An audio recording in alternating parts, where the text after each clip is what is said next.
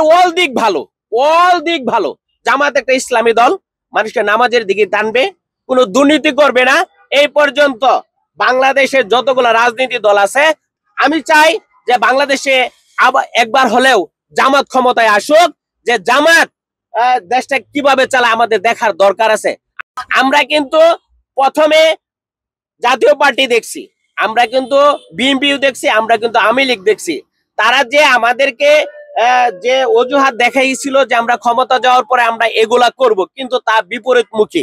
Doctor ইউনূসের কাছেও যা যা প্রত্যাশা ছিল সাধারণ জনগণের, এটাও মানে হয় নাই, মানুষের প্রত্যাশা পূরণ হয় নাই। আমি চাই যে বাংলাদেশে আবার একবার হলেও জামাত ক্ষমতায় আসুক।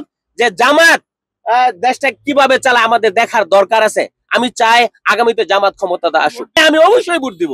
আমি একা না, আমার ফ্যামিলি সহ এবং আমার আত্মীয় স্বজন যা আছে, আমি জামাতকে ভোট দেওয়ার জন্য বলবো। আমি জামাত পছন্দ, আমি কোনো দলের সাথে জড়িত ছিলাম না, যে দলের সাথে আমি কোনো সাপোর্ট করতাম না। এখন যা বোঝা যাচ্ছে যে জামাত ক্ষমতা হলে মনে হয় বাংলাদেশটা ভালো চলবে। জামাতের অল দিক ভালো। জামাত একটা ইসলামী দল, মানুষকে নামাজের দিকে টানবে, কোনো দুর্নীতি করবে না।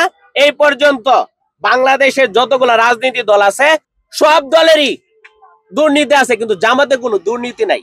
জামাতের এই পর্যন্ত দুর্নীতি, 1 টাকা দুর্নীতি দেখাতে পারে নাই। সেজন্য আমি জামাতকে পছন্দ করি। আরেকটা বিষয় হলো, জামাত যারা করে তাদের মেধা অনেক, শিক্ষিত। জামাত যারা করবে তাদের বৈশিষ্ট্য আছে, এর বাহিরে কিছু করতে পারবে না।